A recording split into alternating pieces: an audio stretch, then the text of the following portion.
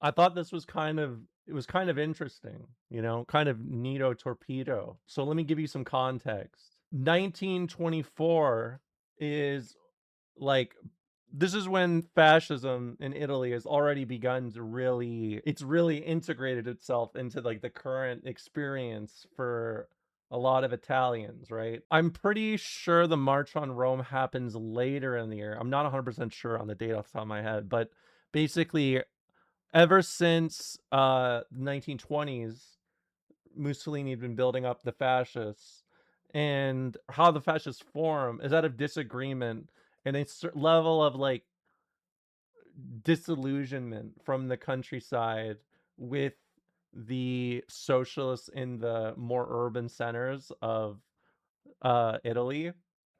Basically, there was a vibe that the current leaders they had would not be willing to actually do anything, and like despite everything they talked about and how like even from people who identified as socialists, they would very frequently lean in the direction of the state and like reaffirming the power of the state, especially with the 1920 factory movement, which is basically like there's a period where a section of the Socialist Party begins to form like factory councils out of like a disagreement between unions and like workers, and basically the like official unions end up actually siding with the state against the workers, and so there's essentially two different layers of unions, a official one from the state and a unofficial one from the ground up. Gramsci is a part of this factory council movement,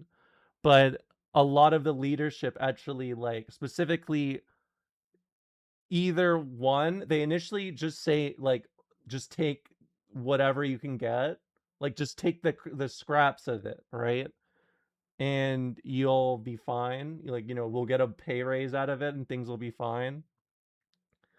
When there was the situation of like a genuine revolutionary movement, or at least like a revolutionary energy springing out of it, and it actually ends from the unions want to stop the workers from doing this, and they deny it, and then the union immediately flips and they say, all right, go out there and do the revolution right now, which immediately like spikes up all the tension even from people who aren't like revolutionary leaning, because they end up being put into a mindset of like, oh, we're supposed to be ready to fight now. Like it's now we're supposed to be doing this. And it creates like this whole array of disorganization and tension that ends up breaking.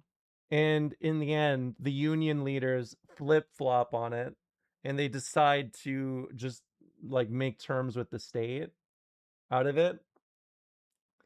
And as a result, they don't really get that much out of it. They get pay increases, and there's initially the agreement that there will be a reduction of basically everyone gets a pay raise, and anyone who acted militantly during this strike, you know, it would be waived against them, like it wouldn't be held against them.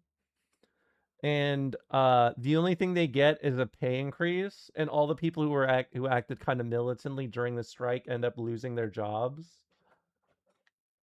So it actually creates a huge amount of contempt from the average worker towards like the administration.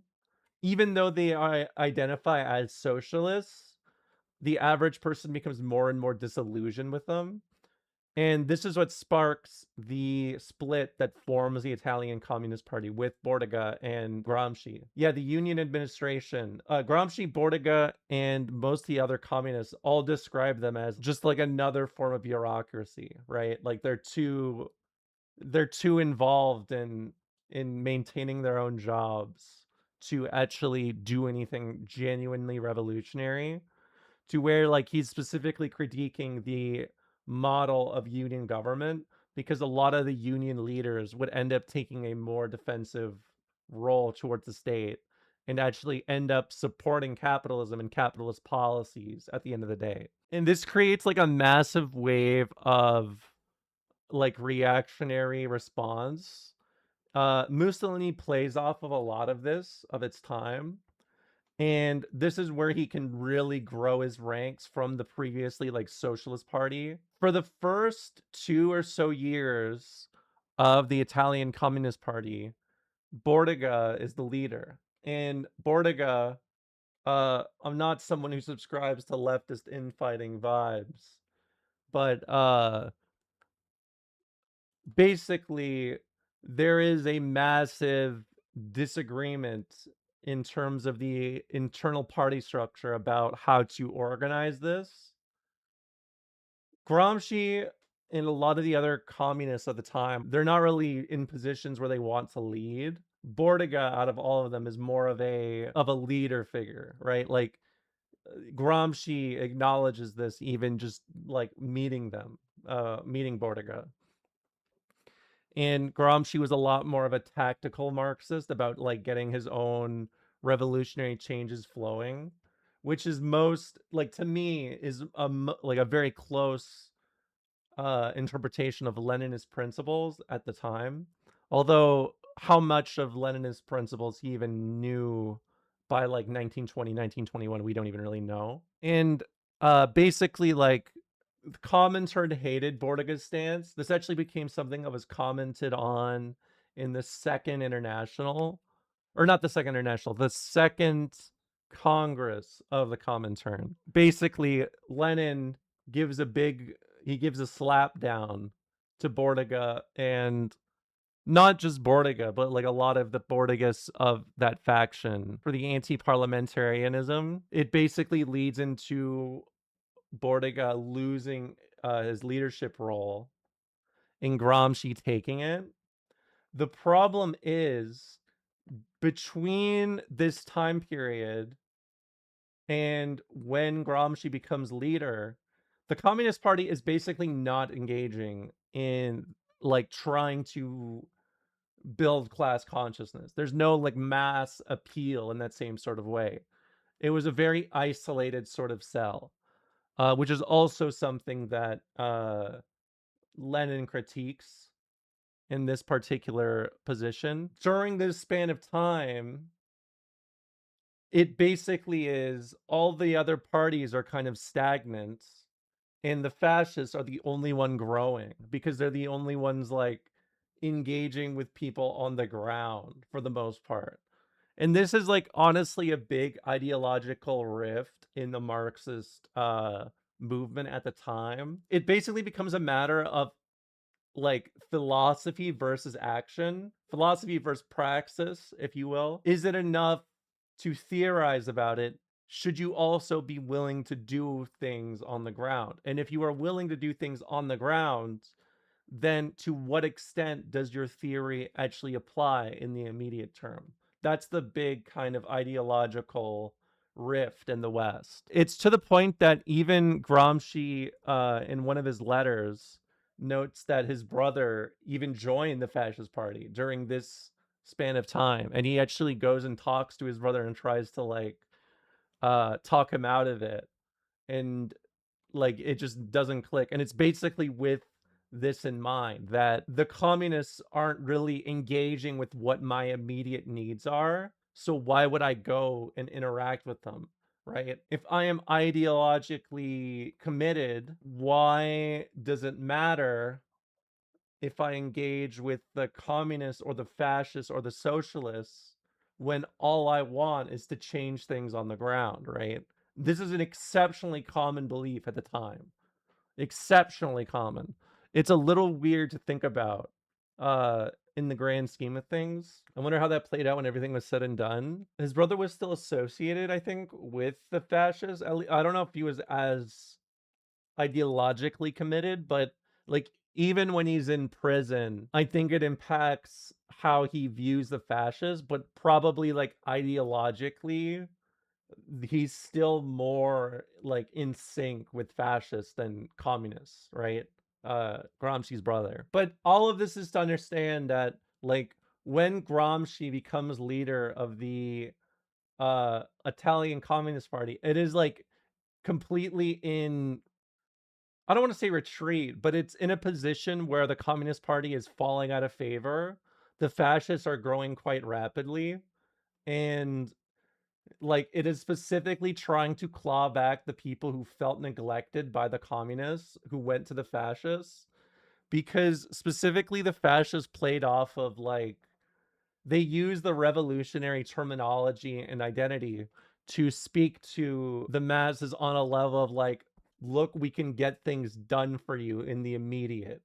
And for a lot of people in that position, it spoke to them, I guess, is the way I've understood it. You could argue that a lot of fascism's rise in Italy is born out of a lot of leftist infighting and a lot of inaction, like ultimately.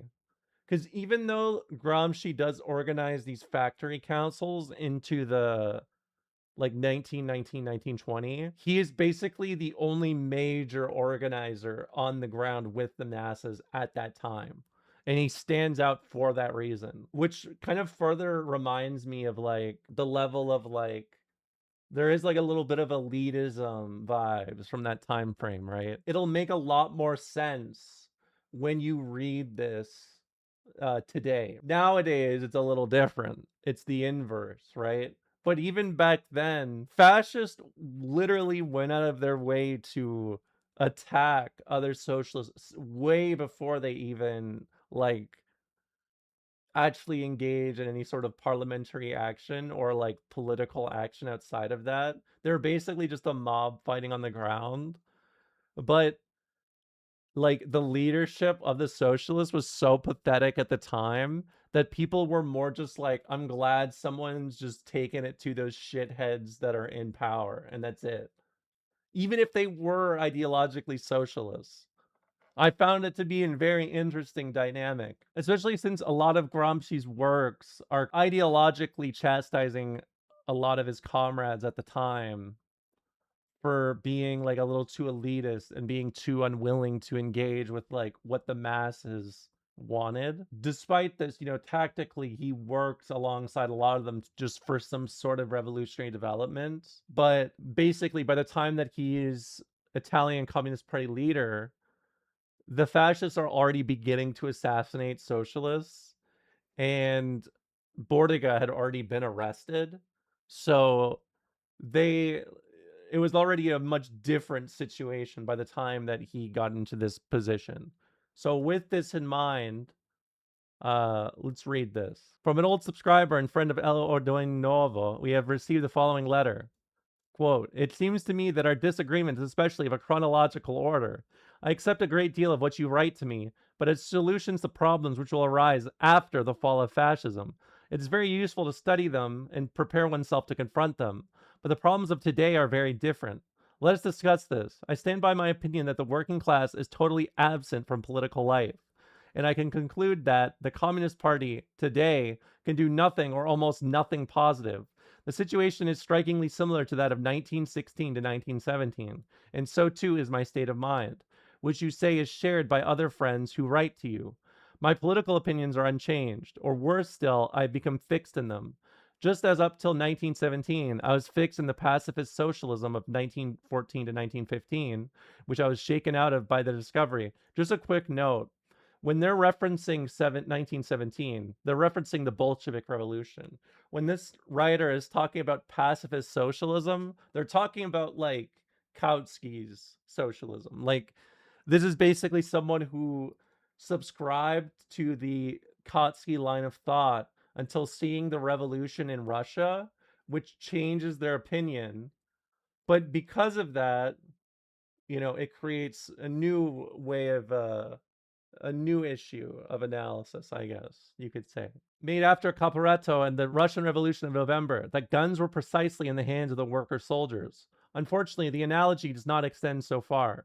But just at that time, although we knew rationally that the war would have to end one day, we all felt that it would never end and could not see how peace could come. So it is today with fascism. It is quite easy for me to accept your opinion that this state of affairs cannot last, and that major events are imminent. It is perfectly logical, but one cannot feel it or see it. There will be no possibility of working class political action so long as the concrete problems which present themselves to each worker have to be resolved individually and privately, as is the case today. He has to preserve his job, his pay, his house, and his family. The union and the party cannot help in any way. Indeed, the reverse is true. A little peace can only be won if one makes oneself as small as possible, if one scatters. One can only increase one's pay a bit by working a lot or looking for supplementary jobs, competing with the other workers, etc. The very negation of the party and the union, the economic crisis has now diminished, so that if there was even a minimum of trade union freedom and public order, union organization, industrial action, etc., could start up again, as in England, for example. The urgent question, which conditions all others, is that of freedom and order. The others will come later, but for now they cannot even interest the workers. Now, I do not think that a relaxation of fascist pressure can be secured by the Communist Party. Today is the hour of the democratic opposition, and I think it is necessary to let them proceed and even help them. What is necessary, first of all, is a bourgeois revolution, which will then allow the development of a working class politics. Basically, it seems to me that, just like during the war, there's nothing to be done except wait for it to pass. I would like to know your opinion on this subject. I do not feel that my own is incompatible with being a communist, though a non active one, for the function which I attribute to the lefts will be accomplished very quickly, I believe. And it would certainly not be right for the Communist Party to compromise itself with them, since in any case it would not make any real contribution to a campaign of such a kind. But I also think it is an error to set oneself openly against them, and to spend too much time, as El Unita does, for example, deriding bourgeois freedom. Fair or foul, it is what the workers feel most keenly the need for today, and it is the precondition for any further advance. Just as during the war, neutralism was certainly not a socialist policy, but it was certainly the best policy for the Socialist Party out of those which were possible, because it meant most to the masses. The Communist Party cannot, because of the contradiction it would involve, wage a campaign for freedom and against dictatorship in general, but it commits a grave error when it gives the impression it is sabotaging an alliance of the opposition forces, as it did with its sudden declaration that it would participate in the electoral struggle, when the other parties pretended to threaten abstention. Its function, for now, is that of a coach fly, since afterwards it will be necessary for a mass party to have distinguished itself in the struggle against fascism. Again, just as in the war, meanwhile, it would be a good thing to take advantage of this experience to prepare a concrete program for afterwards. Then, certainly, the Southern question and that of unity will be in the foreground, but not today. I do not think that the fascist fight to have Orlando and Co. on their slate has the significance you attribute to it. It can be explained more simply as an obvious electoral expedient, necessary to avoid a fiasco. This explanation is also more worthy of the prefect of Naples and of Mussolini. You can say that fascism is precisely destroying the unity of the state, hence the question is urgent and relevant today. But I do not think it is the kind you say. It seems to me to be more of a police question than a social one. The fact is that fascism pays its supporters not so much with money as with crumbs of state authority, with permission to swagger and strut, for amusement and for private interest. The remedy will lie in an efficient police force independent of the local chieftains, no matter whether it is centralized or local. In short, it comes back to a question of public order, not to a territorial one. I was really moved at the sight of the first issue of El Ordine Nuevo. I hope that, as in 1919, it will succeed in finding the slogan which is lacking today and which is needed. I hope, too, that it will be able to draw a balance sheet of the past, not to determine the blame or merit of individuals or parties, not to repeat, I told you so, above all, not to draw a balance sheet of your enemies, but rather of yourselves and your own comrades, which is more useful and alone can make experience useful. You certainly need great courage to carry out an autopsy on yourselves, but the old Ordine Nuovo will perhaps have that courage. S. End quote. Gramsci breaks this down very well in the moment, but the reason why I particularly like this letter in is it shows you the vibes on the ground for the average person at this time, right?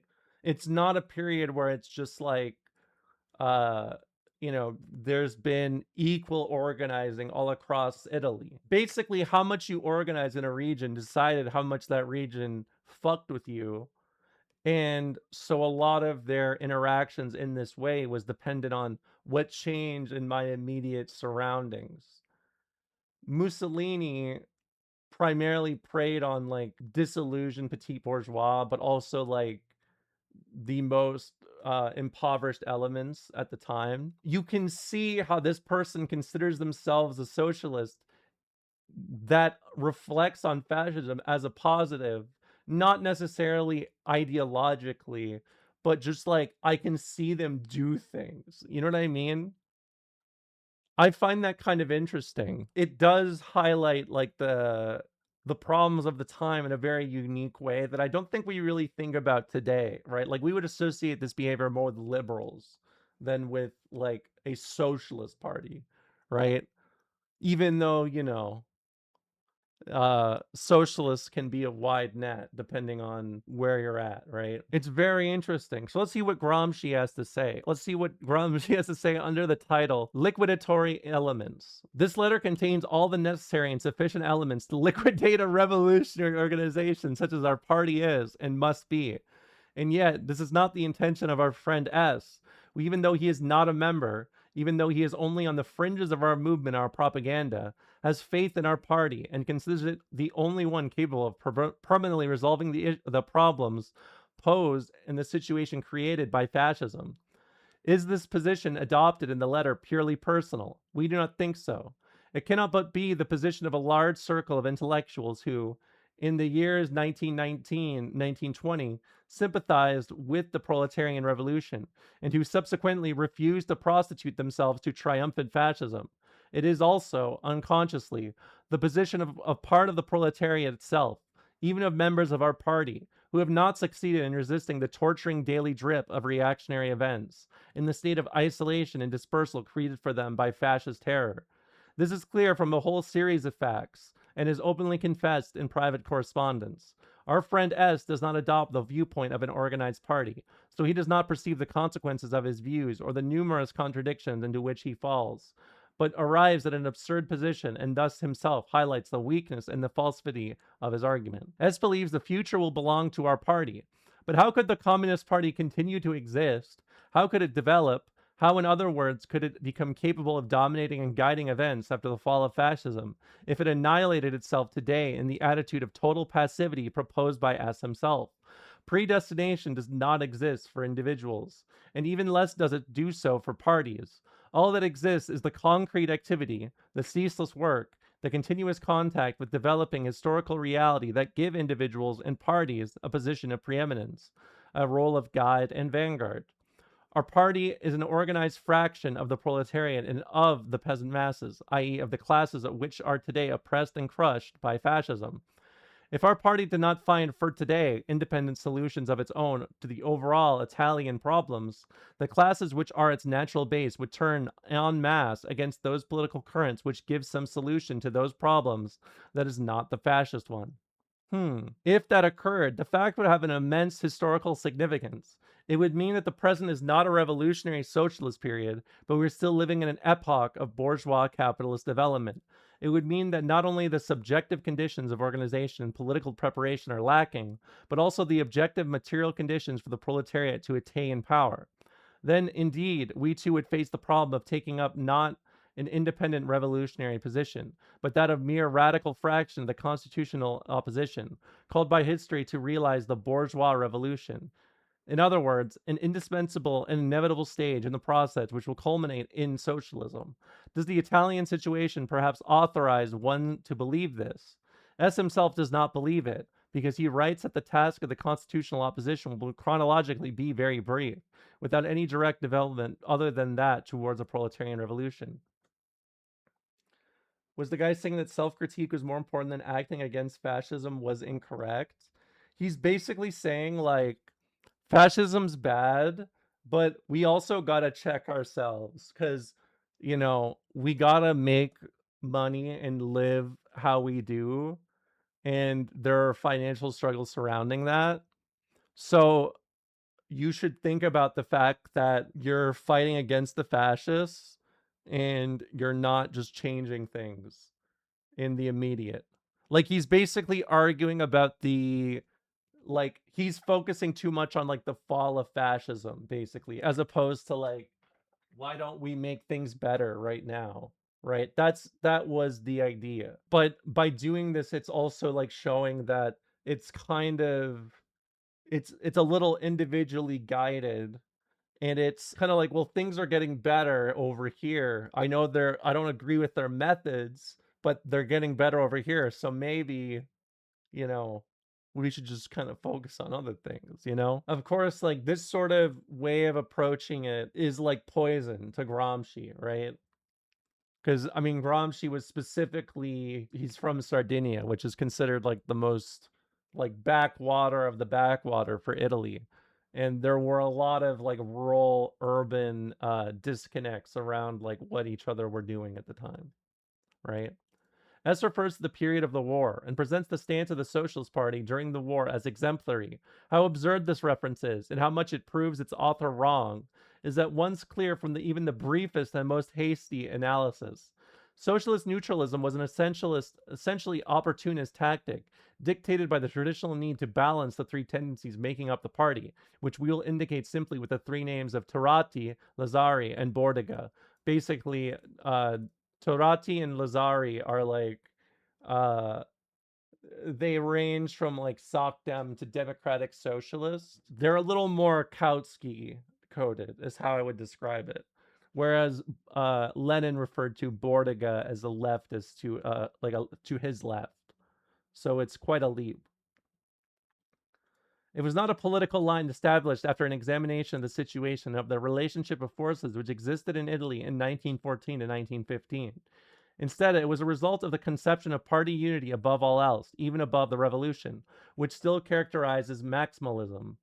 The fact that our friend S only discovered that arms were in the hands of the workers' soldiers after the November Revolution and the defeat at Caporetto merely demonstrates the way in which this opportunist tactic had left the socialist masses in the dark about the discussions which had already taken place on this subject at the international level. The Zimmerwald left had made this discovery back in 1915 and had determined the tactics of the Russian Bolshevik Party. Basically, the Zimmerwald left is like the think of it as the Bolshevik split with the Second International. That's a good way to describe it, just as a simplification. Had made this discovery back in 1915 and had determined the tactics of the Russian Bolshevik Party. For that reason, the defeat of the Russian armies after the offensive imposed by the Kerensky government by the Entente was followed by proletarian revolution and transformation of the imperialist war into a civil war.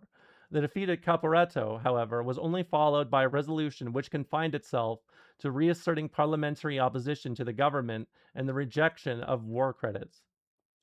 The attitude which the Socialist Party maintained during the war also illuminates subsequent events up to the Livorno Congress, the Socialist Rome Congress, and the formation of the Unitary Socialist Party. It is the same tactic, basically, taking on a new aspect for each new situation, the same tactic of passivity, neutralism, unity for unity's sake, the party for the party's sake, faith in the predestination of the Socialist Party to be the party of Italian workers. The results which this attitude has today, when there exists the Unitary Socialist Party to the right and the Communist Party to the left, are clear even to our friend S. Permanent internal crises and split after split, none of which ever resolve the situation because the communist tendency continually reemerges, and the right, favorable to fusion with the unitary socialists, is continually reinforced. Residues of old ideologies. This is when Gramsci's really nerd emoji. Our friend S has not yet succeeded in destroying in himself all the ideological traces of his democratic liberal intellectual formation, normative and Kantian rather than dialectical and Marxist. What meaning do his statements have that the working class is absent, that the situation is against unions and parties, that fascist violence is a problem of order, i.e., of police, and not a social problem? The Italian situation is certainly complicated and contradictory, but not so much so that one cannot grasp definite unitary lines of development in it. The proletariat, i.e., the revolutionary class par excellence, is a minority of the toiling population oppressed and exploited by capitalism, and is mainly concentrated in a single zone, that of the North. In the years 1919 to 1920, the proletariat's political strength consisted in finding itself automatically at the head of all the working population, and in centralizing objectively, by its direct and immediate action against capitalism, all the revolts of the other popular strata, amorphous and directionless. Its weakness was revealed in its failure to organize these revolutionary relations, and in the fact that it did not even consider the problem of the need to organize these relations into a concrete political system and a government program. Fascist repression, following the line of least resistance, began with these other social strata and came to the proletariat last. Today, systematic and legal oppression is kept up against the proletariat, but it has by contrast diminished at the periphery, against those strata who in 1920 were only objectively the proletariat's allies, and which are becoming reorganized, entering partially into struggle again, revealing the softer features of a constitutional opposition, i.e., their most markedly petty bourgeois features. What does it mean, then, that the working class is absent? The presence of the working class, and our friend S understands this, would mean revolution, because it would mean that once more, as in 1919 to 1920, not democratic petty bourgeois are standing at the head of the working population, but the most revolutionary class of the nation. But fascism is precisely the negation of such a state of affairs. Fascism was born and developed precisely in order to destroy such a state of affairs and to prevent it from reappearing. How then is the problem posed today? It seems to us that it is posed in the following terms. The working class is, and will remain, absent to the extent that the Communist Party allows the constitutional opposition to monopolize the reawakening to the struggle of the social strata which are historically the proletariat's allies.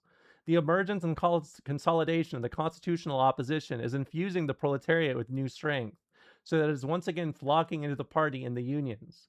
If the Communist Party intervenes actively in the process whereby the opposition is formed, works to bring about a class differentiation in the social base of the opposition, and ensures that the peasant masses orient themselves towards the program of a workers' and peasants' government, then the proletariat is no longer absent as before. Then there is a line of political work in which both the problems of today and those of tomorrow are resolved, and in which tomorrow is prepared and organized, not just awaited from the lap of fate. This line of political work is thus opposed as much to the constitutional opposition as it is to fascism, even if the constitutional opposition upholds a program of freedom and order which would be preferable to fascism's one of violence and arbitrary power. The truth is that the constitutional opposition will never realize its program, which is a pure instrument of anti fascist agitation. It will not realize it because to do so would mean that so great a catastrophe would occur so soon, and because the entire development of the situation in Italy is controlled by the armed forces of the national militia. Nevertheless, the development of the opposition and the features which it assumes are extremely important phenomena. They are the proof of fascism's powerlessness to resolve the vital problems of the nation. They are a daily reminder of the objective reality which no volley of insults can annihilate. For us, they represent the environment in which we must move and work if we wish to remain in contact with historical reality and not become a meditational sect, the environment in which we must seek the concreteness of our slogans and our immediate programs for action and agitation. 3 points to summarize. We can sum up the main features of our conception of the present needs and tasks of the proletarian movement in counterposition to that of our friend S as follows.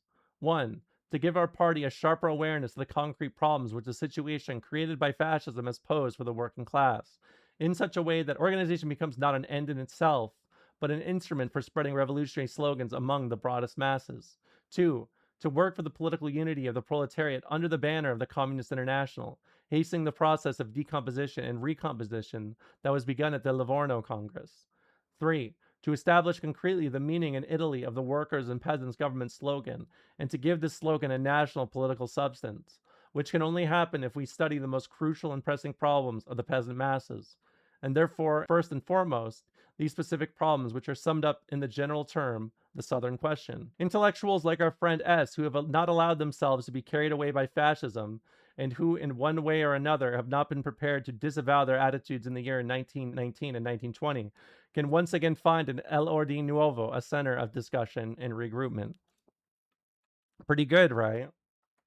I feel like this document describes a lot of how I currently view the political situation in the West, right? It's a great analysis of how fascism is not necessarily a continuation of bourgeois, like capitalist tactics, but it is specifically a method use to fight back against revolutionary buildup or revolutionary like movements, right?